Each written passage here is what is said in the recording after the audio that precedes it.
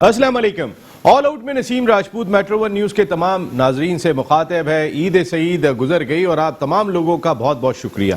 जिस तरीके से आप लोगों ने तमाम SOPs का ख्याल रखा, NCOC की रिपोर्ट बता रही है, और कल जिस तरीके से तमाम कारोबार खुल जाएंगे, तमाम ज़िंदगी अपनी मामूल पे आ जाएगी, उसमें तमाम आप लोगों का बहुत बड़ा रोल है और हम सबको इस चीज़ का ख्याल रखना चाहिए। तो फिर इस ईद पे आपको डबल मुबारकबाद कि हमारे मुल्क में कोविड-19 कहीं ना कहीं कंट्रोल होता हुआ दिखाई दे रहा है और उसमें सबसे बड़ा रोल आप ही लोगों का है। और आप लोगों को ईद तो गुजर गई है, लेकिन फिर एक मरतबा मुबारकबाद। पाकिस्तान क्रिकेट टीम के तमाम खिलाड़ियों ने तवील दौरा साउथ अफ्रीका और जिम्बाब्वे मुकम्मल करने के बाद ईद अपने घर पर मनाई। बड़ा मुश्किल है इस वक्त क्रिकेट खेलना, कोविड-19 की सूरत हाल में रहना बहुत बहुत बहुत मुश्किल काम है। ऐसे में क्रिकेट खेली सारी दुनिया जहां पर भी खेली जा रही है, उन लोगों को खराज तहसीन भी पेश करना चाहिए। अपने कमरों में बंद रहना, ट्रेनिंग के लिए जाना, कहीं बाहर नहीं जा सकते या सिर्फ मैचेस खेलना इतना आसान काम नहीं है, लेकिन इसके बावजूद आपसे रिजल्ट जो एक्सपेक्ट किए जाते हैं वही चाहिए होंगे, चाहे आप किसी भी सूरत हाल में रह रहे हो। हम सबको इस सूरत हाल का एहसास है, लेकिन अगर कहीं ना कहीं आपकी डिफेंसिव अप्रोच दिखाई दे रही होगी, कहीं ना कहीं ऐसा लग रहा होगा ठीक है आप जीत के आ रहे हैं, बहुत बहुत मुबारकबाद, लेकिन जीत में भी हमें यह देखना होगा कि हम कहां पे खड़े हुए हैं, हमें किन से आगे जाके मुकाबला करना है। अभी इंग्लैंड का टूर करना है, PSL की बात पहले थोड़ी सी कर लेते हैं। Pakistan super league Abu Dhabi में होती हुई दिखाई दे रही है। आज इतला तो ये थी कि पाकिस्तान क्रिकेट बोर्ड की जानिब से एलामिया आ जाएगा, लेकिन एलामिया शायद कल आ जाएगा क्योंकि छुट्टियां थी ईद की, जिसकी वजह से शायद ताल्लुक बन नहीं पाया होगा। लेकिन पाकिस्तान क्रिकेट बोर्ड की एक टीम ऑलरेडी वहां पर मौजूद है जो इंतजामात का जायजा ले रही है। तकरीबन 400 लोगों के वीजे के लिए अप्लाई किया जाएगा। चार्टर्ड फ्लाइट से ले जाने का प्लान है तमाम प्लेयर्स को।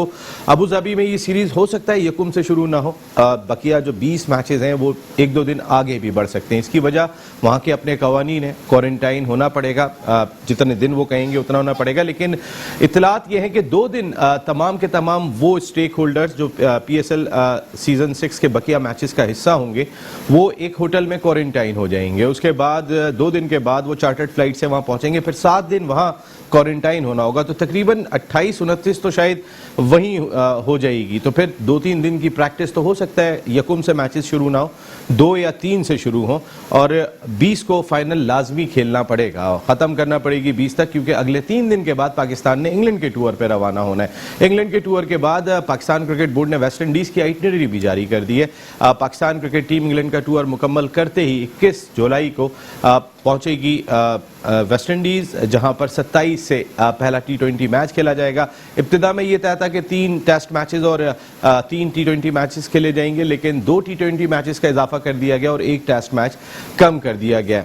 अब मुख्तलिफ क्रिकेटर्स के हवाले से मुख्तलिफ बातें सामने आ रही हैं। मोहम्मद आमिर, पाकिस्तान के मायनाज टेस्ट फास्ट बॉलर, उनकी ये खबर पिछले 3 दिनों में गर्दिश करती रही कि आमिर इंग्लैंड सेटल हो जाएंगे, उनको वहाँ की सिटीजनशिप मिल जाएगी और वो IPL में एक्शन में दिखाई देंगे। एज ए प्रोफेशनल क्रिकेटर अगर उन्हें इंग्लैंड की सिटीजनशिप मिल जाती है और जिस तरीके के उनके ताल्लुकात दिखाई दे रहे हैं, जिस तरीके का रवैया उनके साथ अपनाया गया, तो फिर वो प्रोफेशनल क्रिकेटर है। अजहर महमूद ने भी खेली थी, वो भी जाके खेल सकते हैं, इसमें तो कोई बात नहीं है। हमारी कोशिश है कि मोहम्मद आमिर शो का हिस्सा बने, लेकिन जो लोग शो का हिस्सा हैं जरा उनको भी ईद मुबारक कर देते हैं। हमारे साथ गुफ्तगू के लिए आज मौजूद होंगे पाकिस्तान के फॉर्मर इंटरनेशनल क्रिकेटर, अपने वक्त के जबरदस्त middle order batsman, cricket analyst, commentator, एक बड़े डिपार्टमेंट के कोच के भी फराइज अंजाम दे रहे हैं, सईद आजाद साहब। Thank you very much Saeed भाई, ईद मुबारक आपको बहुत बहुत। नसीम बहुत ईद मुबारक। एक नसीम थोड़ा सा मेट्रो चैनल के जितने एम्प्लॉइज हैं उनको बहुत ईद मुबारक। वो सब अभी ईदी भी लेंगे आपसे, तैयारी रखी है नहीं है। और खासतौर पे आमिर भाई को मेरी तरफ से ईद मुबारक, जिन्होंने पाकिस्तान की क्रिकेट के लिए ये चैनल को कायम रखा हुआ है अभी तक, स्पोर्ट्स चैनल को।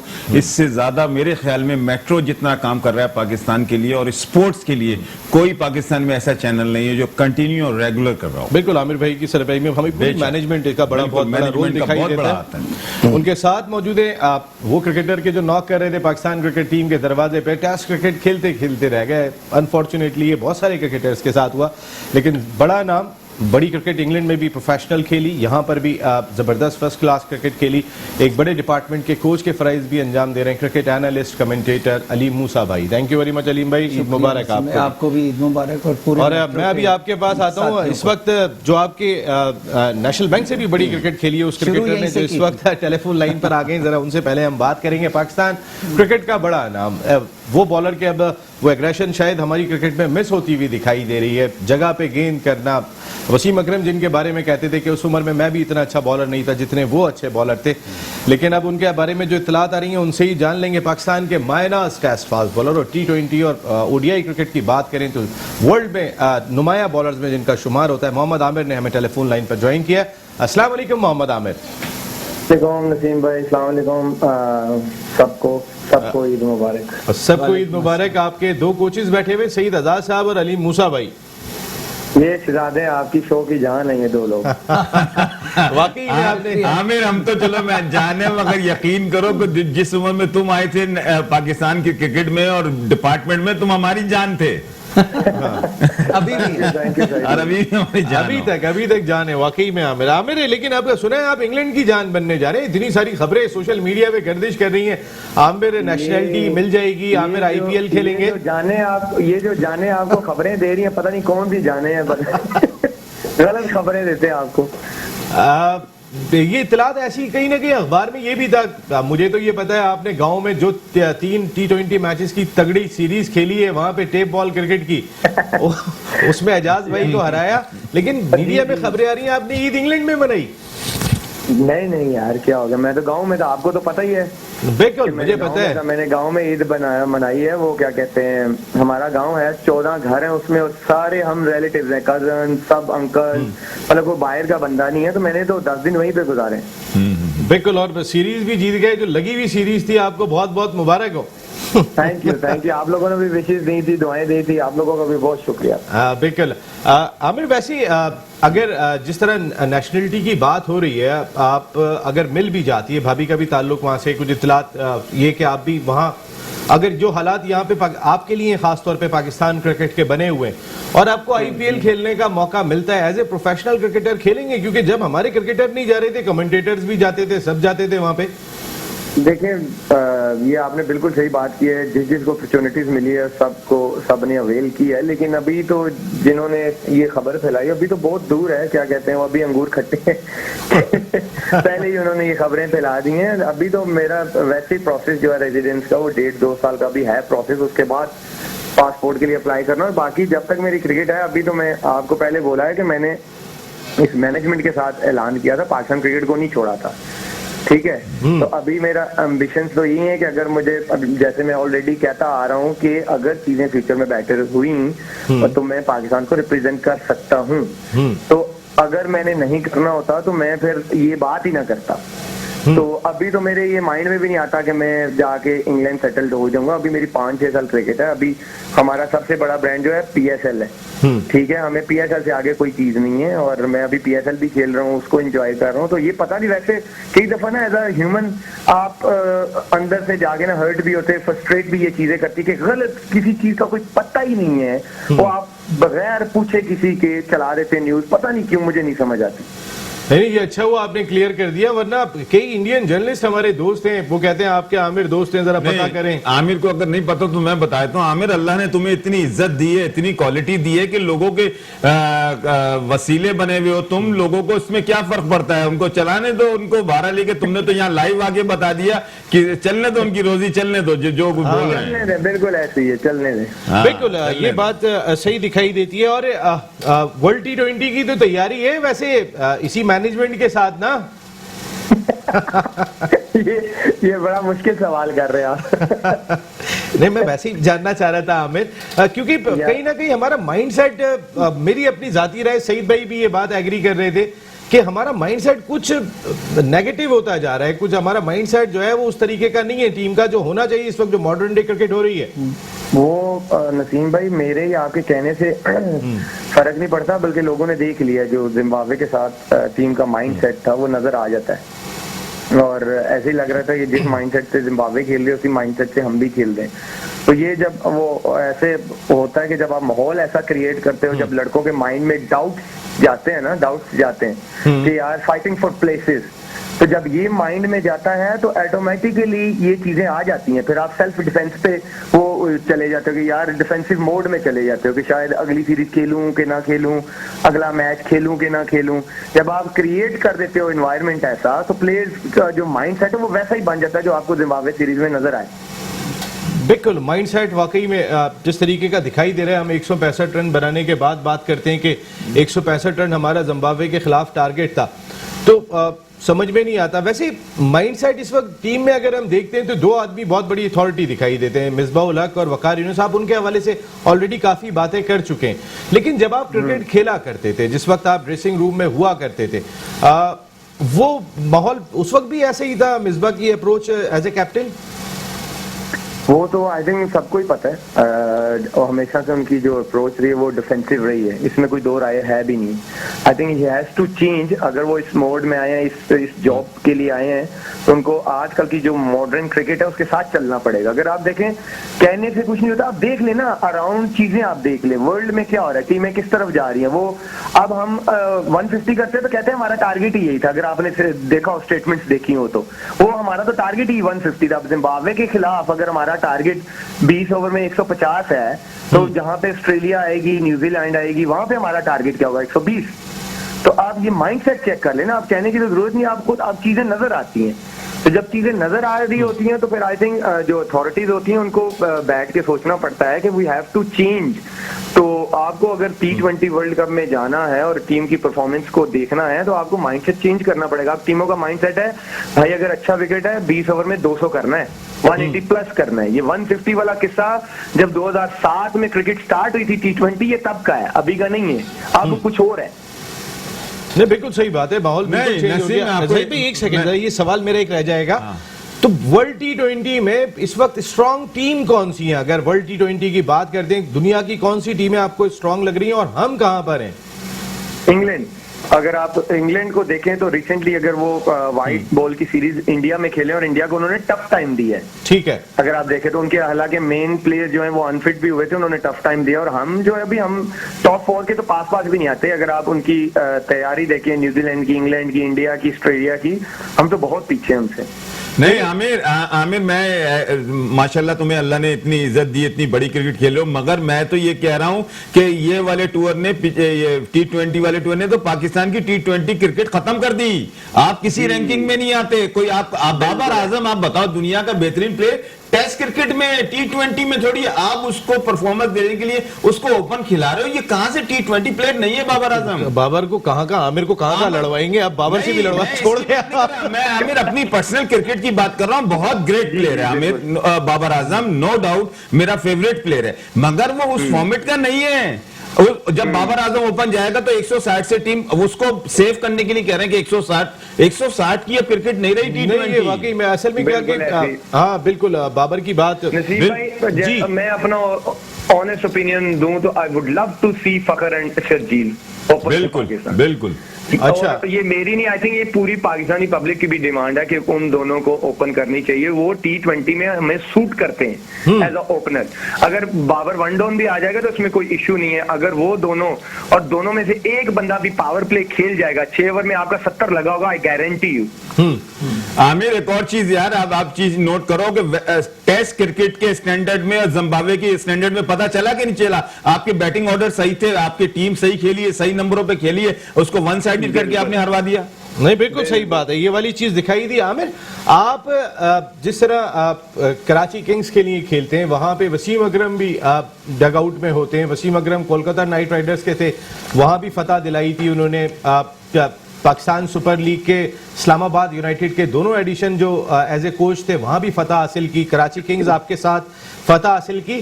क्या माइंडसेट में चेंज है वसीम अकरम और वकार यूनुस के? दोनों को 2 Ws की बात करते हैं, दोनों के माइंडसेट में क्या फर्क है? और अगर Wasim Akram as a mentor dressing room में क्या रोल प्ले कर सकते हैं?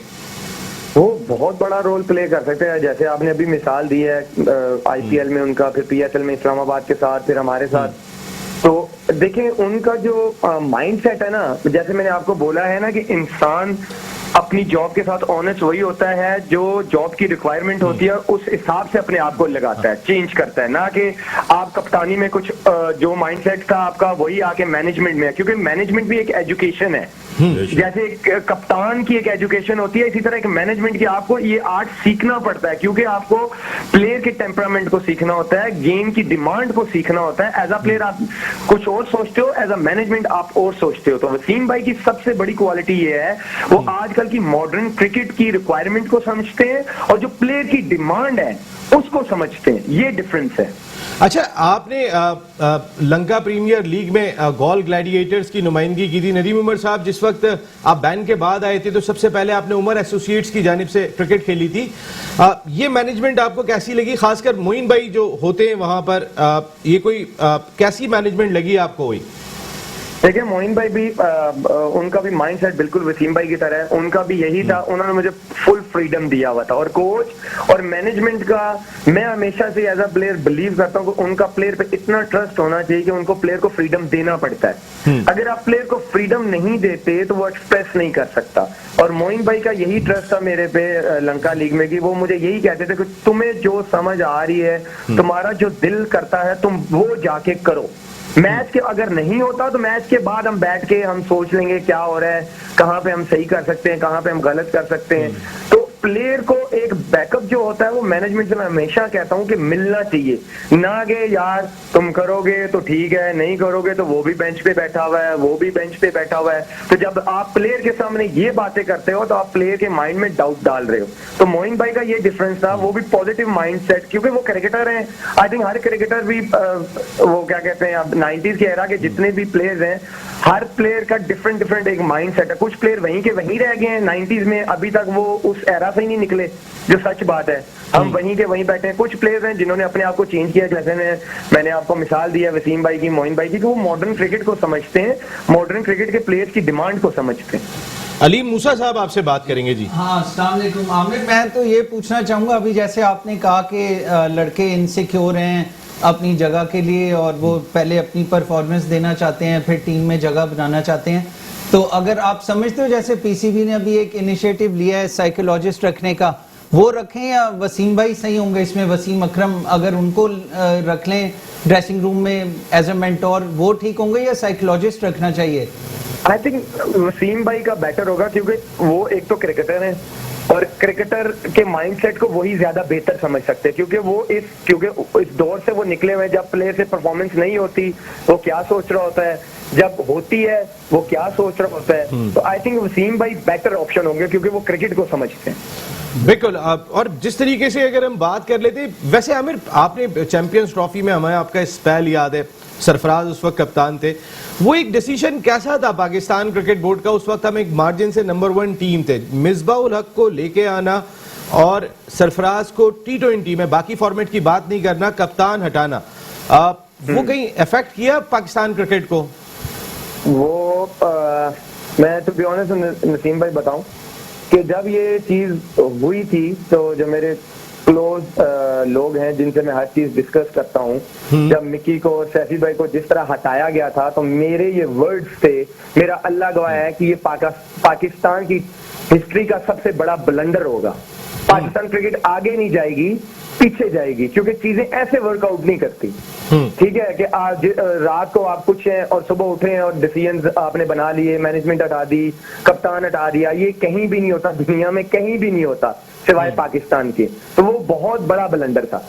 बिल्कुल, ये बात मैं भी आज इस बात पे कायम हूं। यहाँ बैठ के मैंने भी सेम ये बात की थी, मैंने ऑन कैमरा कही थी और मैं अपनी बात पे आज भी कायम हूं। वो पाकिस्तान का बहुत बड़ा ब्लंडर था। आप देखें ना, आपके आप सारी दुनिया बात कर रही है कि शर्जील और फखर को ओपन करना चाहिए, लेकिन बाबर ही ओपन कर रहे हैं और उनके साथ जो है वो रिजवान ही ओपन कर रहे हैं। रिजवान बहुत अच्छा खेल रहे हैं, इसमें कोई दो राय नहीं है। वो 5 नंबर पे भी आके बहुत अच्छी बैटिंग कर सकते हैं, अच्छे पावर हिटर हैं, लेकिन अपनी स्लॉट छोड़ने को तैयार नहीं हो रहे, जो शायद उस वक्त नहीं होता।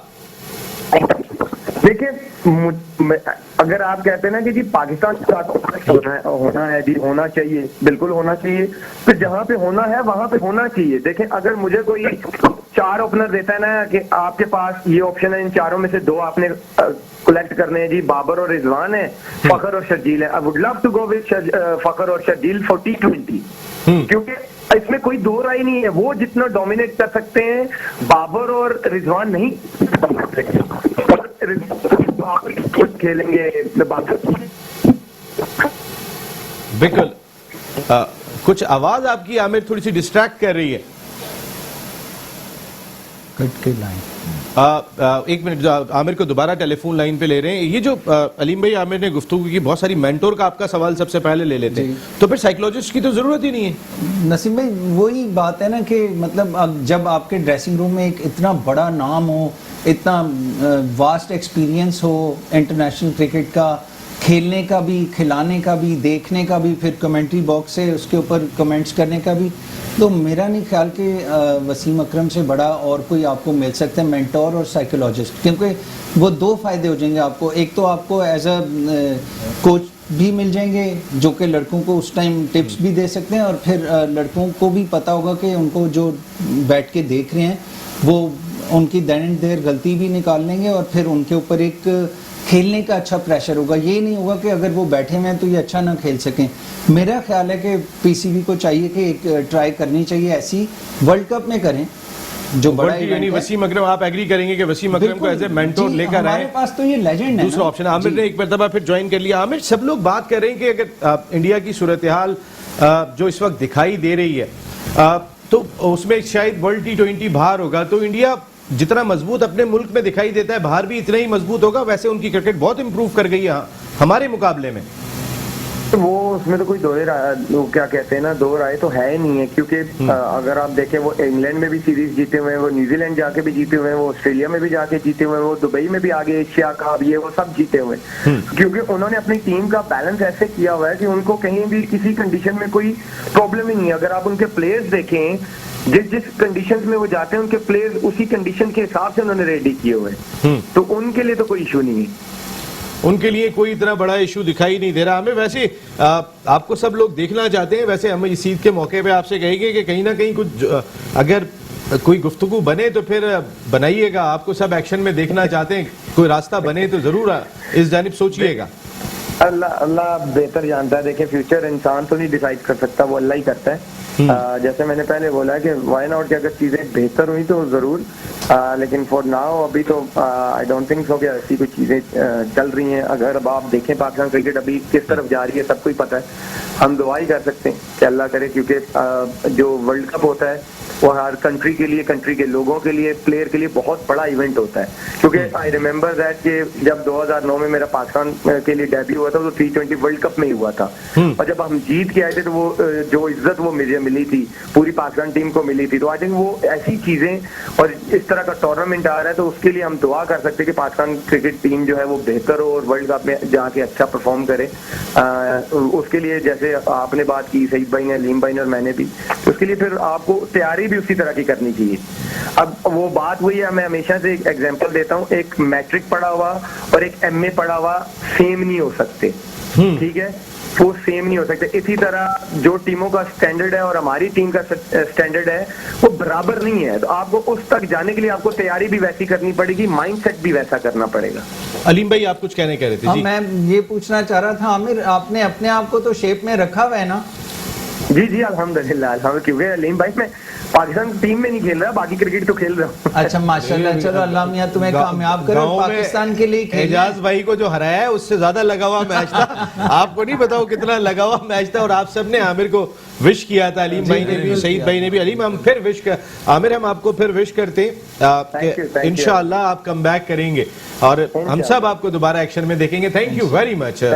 आप जिस तरह ऑल आउट किया करते थे, आजकल गुफ्तगू भी बड़ी ऑल आउट जाके कर रहे हैं, लेकिन एक ब्रेक ले लेता हूँ, ब्रेक के बाद वापस आता हूँ तो ऑल आउट को कंटिन्यू करते हैं। ऑल आउट में एक मरतबा फिर आपको खुशामदीद कहते हैं। शो की जान, the 1 2 3 farmer first class cricketer, coaches के कोच, खिलाड़ियों के खिलाड़ी साजिद खान साहब ने भी हमें ह्यूस्टन अमेरिका से ज्वाइन कर लिया। अस्सलाम वालेकुम साजिद भाई, ईद मुबारक। वालेकुम सलाम बड़े भाई नसीम भाई, आपको, सईद आजाद भाई को, अली मुसा भाई को बहुत बहुत, और मेट्रो न्यूज देखने वालों को दुनिया में जहाँ बहुत बहुत दिल की गहराइयों से ईद मुबारक। ईद मुबारक। आप सईद भाई, आप एक तो बड़ा भाई कह के इतना बड़ा बना देते हैं, मेरे को पता नहीं लोग सब सुन रहे होते हैं। यार मैं आपसे काफी छोटा हूँ अभी, तो ये अगर सच्चाई से देखें तो उम्र में मैं बात कर रहा था। साजिद भाई, छोटे हैं, जो प्रोग्राम आप कर गए हैं ना, तो वो माशाल्लाह माशाल्लाह, अल्लाह भी नजर से बचाए। साजिद भाई, वो तो आप और मेरी टीम है ना, मिलके करते हैं। साजिद भाई, मुझे ये बताएं, ये जो अभी बात करके गए सरफराज को और मिकी आर्थर को हटाना, मिसबा को T20 में लगाना, पाकिस्तान क्रिकेट का सबसे बड़ा ब्लंडर था, ये भी कहा आमिर ने। बहुत बहुत प्यारी बात की मोहम्मद आमिर ने, बहुत देर कर दी। और सरफराज जो पाकिस्तान का बेबी ऑफ टीम, वर्ल्ड का बेहतरीन कप्तान, और टीम को जिस तरह खड़ा किया था और पाकिस्तान वर्ल्ड रैंकिंग में जा रहा था तीनों फॉर्मेट में, ये बहुत बड़ी ज्यादती जुल्म किया सरफराज के साथ। सरफराज बाई बर्थ कप्तान था और कप्तानी उसको समझ आ गई थी, खिलाड़ी को मोटिवेट करना, टीम को लेके चलना एक बहुत बड़ा आर्ट था। और पाकिस्तान के कर्ता धर्ता जो पाकिस्तान के साथ सेंसियर नहीं थे, एक बहुत अच्छा कप्तान पाकिस्तान की हिस्ट्री में मिल गया था, उसको उन्होंने खो दिया। एज ए कप्तान का कॉन्फिडेंस खो दिया, एज ए प्लेयर का कॉन्फिडेंस खो दिया। मगर इसका सवाल का जवाब कौन देगा? क्रिकेट का मेरिट का कदर कर दिया। तो नाहल जो इम्पोर्ट हो गया है, वसीम खान, एहसान मानी की बात करूं, मैं हमेशा एक बात करता हूं, मसन से मेरा दोस्त, मेरा कुलीग वसीम अकरम मसन से निकला, माल्टन निकला, और उसके बाद डिफेंस में आया, उसने तरक्की की, लोग जलते हसद से उसकी मर गए। और जब डिफेंस में डबल ई में जब मकान लिया 94 में, तो यकीनी तौर पर उसके घर का खाना खाया, सुबह के खिलाफ बगावत कर दी और उसको शुगर कर दी। ये खिलाड़ी को शर्म आया नहीं है? दुनिया के क्रिकेट में जो उसकी रिस्पेक्ट है, इन खिलाड़ियों ने उसके अपने कुली को रिस्पेक्ट नहीं की, जिसकी वजह से साजिद भाई, आमिर ने ये बात भी कही कि किसी साइकोलॉजिस्ट के बजाय वसीम अकरम को मेंटोर लगा दे पाकिस्तान क्रिकेट टीम के साथ, तो वो बहुत फायदेमंद होगा, आपका माइंडसेट बदल जाएगा वर्ल्ड T20 में, जो बदलना बहुत जरूरी है। देखिए नसीम भाई, उसमें कोई दौरान नहीं है। नसियात हमारी भाभी उम्मा अकरम ने वसीम अकरम को वो चीजें सिखा दी थी जो पाकिस्तान की हिस्ट्री में 94 में, तो वसीम अकरम हो सकता है क्रिकेट ही छोड़ देता जो 94 में उसके साथ हुआ।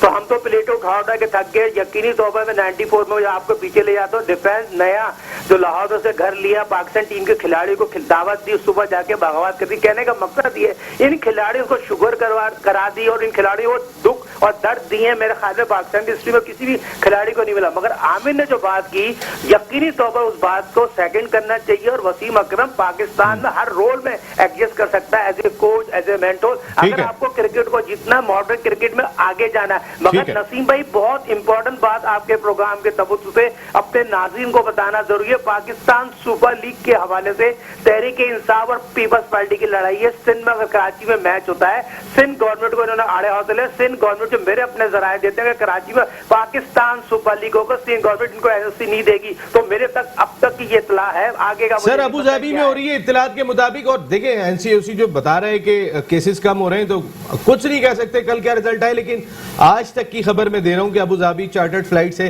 400 लोग जा रहे हैं जिनके वीजों के लिए अप्लाई किया गया है। सईद भाई, क्रिकेट का कितना बड़ा नुकसान हुआ है, माइंडसेट का कितना बड़ा नुकसान हुआ है? सरफराज बार बार लोग कहते हैं, लेकिन एक सच्चाई है, आपको कप्तान बार बार नहीं मिलता। गॉड गिफ्टेड कैप्टन था, बाबर को भी जिस तरह वो सपोर्ट कर रहे होते हैं, कई एक T20 जिम्बाब्वे के भी बच गए थे अगर वो सरफराज जो खड़े हुए वहां पे दिखाई दिए थे।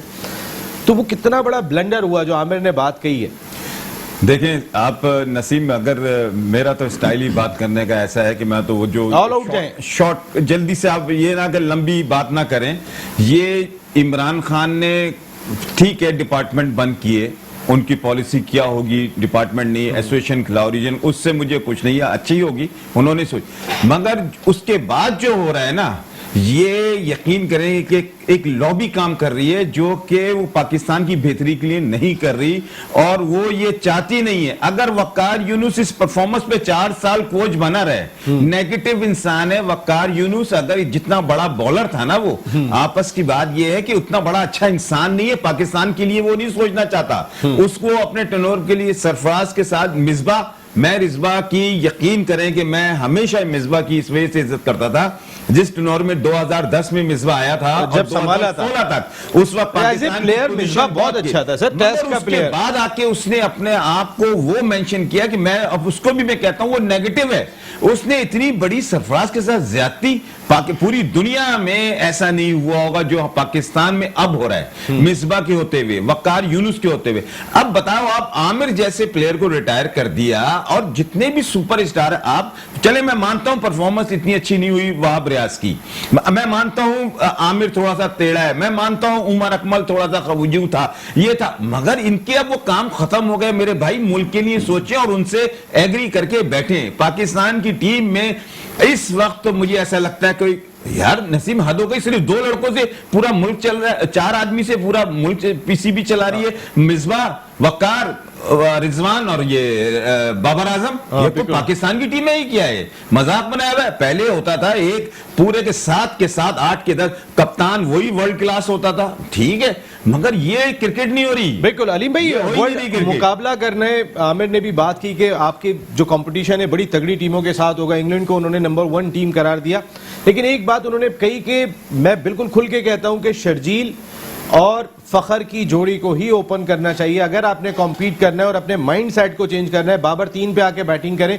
रिजवान नीचे के नंबर पे बैटिंग कर सकते हैं। नसीम भाई ये देखें, सईद भाई ने जैसे अपने व्यूज दिए, पीसीबी का मेरे ख्याल से प्लान्स तो यही हैं, क्योंकि अगर शर्जील को भेजा है वहाँ इन्होंने अभी जिम्बाब्वे टूर पे, तो वो इनके प्लान्स में यही होगा। लेकिन हो सकता है कि क्योंकि वो थोड़ी सी कमजोर टीम थी तो उसमें सर आप कब ट्राई करेंगे के लिए नहीं, ये तो कॉन्फिडेंस तो वही देना, ट्राई करने की जरूरत ही नहीं है। ये वो तो मेरे ख्याल है ट्राइड एंड टेस्टेड तो वो हो गए, कोई मजाक है। फ्यूचर आपको पता है क्रिकेटर का फ्यूचर कितना है, दोनों जो हैं आपके दोनों लड़के जो हैं यार, ये एक्सपेरिमेंट नहीं होता पाकिस्तान टीम में, एक्सपेरिमेंट नहीं, सुपरस्टार चाहिए, पाकिस्तान की शोहरत है। जी। तो अब वाली क्रिकेट में तो यही है ना नसीम भाई, कि अगर आप आजम खान को भी अगर लाके ओपनर खिला देंगे तो मेरे ख्याल से अगर उसके गिवन डे में 6 ओवर उसको मिल गए इस तरह के उसकी पुल और कट लग गए, तो आप यू नेवर नो कि 6 ओवर में 80 रन करके वो चला जाए। तो आप तो आजम खान बिल्कुल सही है, T20 का माइंड सेट बदल, वो भी माइंड सेट बदलने वाला प्लेयर है, माइंड सेट। तो हम क्यों नहीं, मतलब हो सकते हैं वो भी सिलेक्टेड प्लान में हो। पाकिस्तान में मैंने इतनी वर्स्ट सीरीज नहीं देखी जो 2 आदमी के अलावा टैलेंट ही बाहर नहीं आया। अलीम भाई मोइन के बारे में भी बात कही कि वो जो गोल ग्लैडिएटर से खेले थे नदीम उमर साहब की टीम से, और बड़ा पॉजिटिव रिस्पांस था आमिर का, क्योंकि इन्होंने कई कोचेस के साथ खेली है। तो है ना नसीम भाई, वो छोटी उम्र से टीम में आए, वो फाइटर लड़का है, वो मेरे ख्याल से गिव अप थोड़ी करेगा। अगर सर्कमस्टांसेस ऐसे हैं कि वो अपने माइंड से चल रहा है, जो प्लानर्स हैं उनके अपने माइंड होते हैं, उनको पता है उसको किस टाइम कहाँ लेके आना है। ये तो अभी जवान है, मेरे ख्याल से इसकी क्रेडिट तो अभी बहुत बाकी है, और 4 ओवर वाला स्पेल तो ये अभी भी बहुत अच्छा कर सकता है। ये और वहाब रियाज मेरा मानना है ये दोनों आएंगे वर्ल्ड कप में, क्योंकि मोहम्मद वसीम भी चांस ऐसा नहीं लेंगे कि कोई ऐसी टीम लेके जाएं कि फिर बाद में जवाब देने भी पड़े, क्योंकि ये प्लान्स में होंगे। अगर ये दोनों हुए, वकार और ये दोनों हुए तो नहीं होते, ये नहीं आएगा। अच्छा, वकार और मिसबाह के दोनों फेवरेट हैं, मैं आपको इतना वसीम आएगा तो आएगा। वो वसीम अकरम का मेरिट भी तो क्राइटेरिया है ना, वसीम अकरम का, वसीम लेके जीतने जाते हैं। वसीम अकरम पॉजिटिव प्लेयर है, बिल्कुल, और वो उसको किसी चीज की जरूरत नहीं है, वो जैसे उसने इज्जत कमाई है वो वैसे ही पाकिस्तान की इज्जत भी करना जानता है। देखो साजिद खान साहब, सिलेक्शन कमेटी को क्या मशवरा देंगे? अब तक जितने मैचेस हम खेल के आ रहे हैं रिसेंट पास्ट में, साउथ अफ्रीका और जिम्बाब्वे, ये जो पीएसएल के मैचेस हो रहे हैं कितने इंपॉर्टेंट हैं, और जो इंग्लैंड, वेस्ट इंडीज और बाकी सीरीज खेलनी है, ये मैचेस कितने इंपॉर्टेंट हैं? सिलेक्शन कमेटी को क्या मशवरा देंगे? बहुत प्यारी बात की नसीम भाई आपने। सिलेक्शन कमेटी जो और पाकिस्तान के कप्तान के साथ दोनों मुख्तलिफ है। सिलेक्शन कमेटी और पाकिस्तान की जो कप्तान है उन्हें पहली नहीं बनती।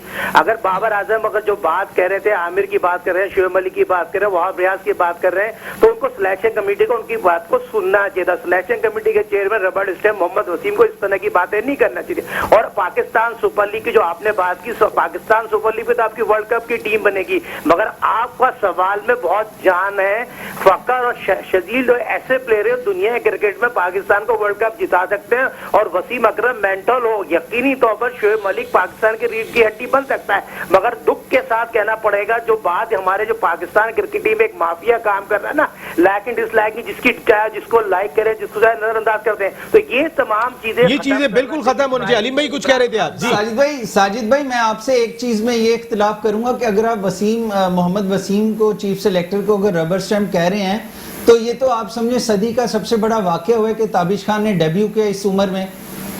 तो आप कैसे कह सकते हैं कि वो रबर स्टैम्प है? उसने तो बहुत बड़ा स्टेप लिया है। दुख के साथ कहना पड़ेगा, जब ताबिश को मैंने बॉलिंग करते हुए देखा, 38 साल के वो हो गए, मगर उनको जो टेस्ट कैप दी है दुनिया में उसका मजाक उड़ा है। यकीनी तौर पर 3-4 साल पहले उसको टेस्ट कैप दी थी। साजिद भाई आप तो कह रहे चिट भी मेरी पट भी मेरा, नहीं खिलाओ तो परेशान, खिलाओ तो परेशान। अब खिला दिया ना, उसे टेस्ट प्लेयर बना दिया, वो उसने अपनी शो कर दिया कि मतलब वो कहाँ स्टैंड कर रहे हैं। अब तो ये नहीं कोई कह सकते ना कि उसकी जो पिछली 550-600 विकेट्स हैं वो जाया गई। टेस्ट प्लेयर वो बन गया, उस पर स्टार लग गया। नसीम भाई नसीम जी। भाई मुझे एक बात बताइए, लाइकिंग डिसलाइकिंग है ना, ये आप मुझे बताओ, इकबाल कासिम जो थे साबिक चीफ सिलेक्टर, अली मूसा जो इंग्लैंड के खिलाफ से आउट किए, इकबाल कासिम भी तो इसको खिलाया नहीं अगेंस्ट इंग्लैंड के खिलाफ। यहाँ भी तो लाइकिंग डिसलाइकिंग थी ना, यहाँ भी तो मेरिट का कत्ल था, अपने लोग भी तो मेरिट का कत्ल करते हैं। साजिद भाई thank you very much. Sajid भाई क्यों ये दोनों मुश्किल में आएंगे, बहुत बहुत शुक्रिया साजिद भाई, ये जो आप बात करें, thank you very much Ali भाई, बहुत बहुत शुक्रिया, and thank you very much Saeed भाई, बहुत बहुत शुक्रिया। मोहम्मद आमिर आपका भी बहुत बहुत शुक्रिया, आपके आने की वजह से हमारे शो में भी चार चांद लगे, और जितने लोग सुन रहे थे आपकी जो आप इस वक्त ऑल आउट गए, जिस अंदाज से आपने गुफ्तगू की, ये पाकिस्तान क्रिकेट के थिंक टैंक को सोचना चाहिए। वो आदमी कोई पाकिस्तान के खिलाफ नहीं है। बहुत सारे लोग मुख्तलिफ अपने यूट्यूब चैनल के ऊपर बातें कर रहे होते हैं जो अब किसी गिनती में भी दिखाई नहीं देते। उन तमाम बातों को नज़रअंदाज करना चाहिए, जिनका नाम भी लेना मेरे ख्याल है ज़रूरी नहीं है यहाँ पर। लेकिन बात यह कि जो आमिर ने बात कही है वो थिंक टैंक समझे कि हमारी जो खासकर जो हमारी मेंटल अप्रोच है इसको कैसे चेंज करना है बिफोर वर्ल्ड कप, चाहे उसके लिए जो कुछ भी इकदाम करना पड़े, पाकिस्तान क्रिकेट बोर्ड के थिंक टैंक को उठाने चाहिए। नसीम राजपूत यहाँ अपनी पूरी प्रोडक्शन टीम के साथ चाहता है इजाजत, जिंदगी रही तो फिर आइंदा हफ्ते आपसे फिर मुलाकात होगी। टिल दैन अल्लाह निगहबान।